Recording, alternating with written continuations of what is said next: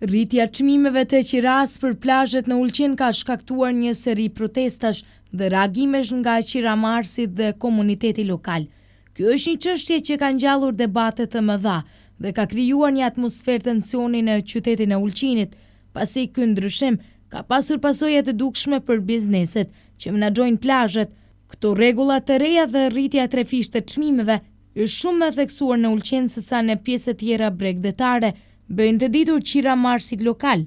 Çfarë fshihet pas këtij vendimi dhe cilat janë pasoja që mund vinë? Vendimi për rritjen e çmimit të qiras për plazhet është marrë si pjesë e një përpjekje për të rregulluar sektorin e menaxhimit të plazheve, i cili deri më tani ka patur probleme me abuzime dhe korrupsion. Ministri i përkatës i ekonomisë, Slaven Radunović, ka deklaruar se në të kaluarën sektori ka pasur një menaxhim të dobët dhe se shumë prej operatorëve të plazheve janë përfshirë në aktivitete të dyshimta që kanë ndikuar negativisht në zhvillimin e turizmit dhe ekonomisë lokale. Sipas tij, rritja e çmimit të qiras është një mas për të sjellë një rregull më të madh dhe për të eliminuar ndikimin e grupeve kriminale në këtë sektor. Njëherëzi, kjo ka për qëllim rritjen e të ardhurave për shtetin nga dhënia me qira pasurive detare dhe sigurimin e një administrimi më të pastruar dhe transparent. Ndërkohë, ky vendim është përballur me kundërshtime të forta nga qiramarrësit e plazheve, të cilët e konsiderojnë këtë masë të padrejtë dhe diskriminuese. Ata argumentojnë se çmimet e reja të qiras janë tepër të larta dhe do të bëjnë të pamundur vazhdimin e aktiviteteve të tyre. Shumë prej këtyre operatorëve janë biznese familjare që mbjetojnë vetëm gjatë sezonit turistik dhe që kanë investuar shumë para për të menaxhuar plazhet e tyre. Rritja e çmimit të qiras me 300% është e paarsyeshme sipas tyre dhe do të çojë në falimentimin e shumë prej këtyre bizneseve.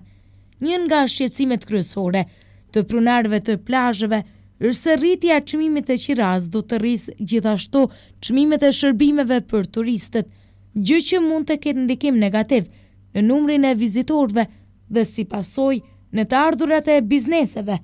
Ata theksojnë se plazhet janë të menaxhuara nga grupe të vogla familjare dhe se një rritje e tillë e qiras do të sjellë një rënje të fitimeve të mundshme. Për më tepër, ata ndihen të injoruar nga autoritetet, pasi ky vendim është marrë pa konsultime të mjaftueshme me komunitetin lokal dhe pa marrë parasysh ndikimin që do të ketë mbi ata që menaxhojnë plazhet. Për këtë arsye, shoqatat e qiramarrësve kanë organizuar protesta masive, duke kërkuar që qeveria të rishikojë vendimin e saj dhe të marrë parasysh shqetësimet e tyre. Ata theksuan se janë të gatshëm të bojkotojnë tenderet për qirat e plazheve dhe të mbyllin plazhet nëse kërkesat e tyre nuk merren parasysh. Protestat kanë qenë fuqishme dhe kanë tërhequr vëmendjen e mediave dhe autoriteteve të tjera, duke bërë këtë çështje një temë të diskutimit të gjerë.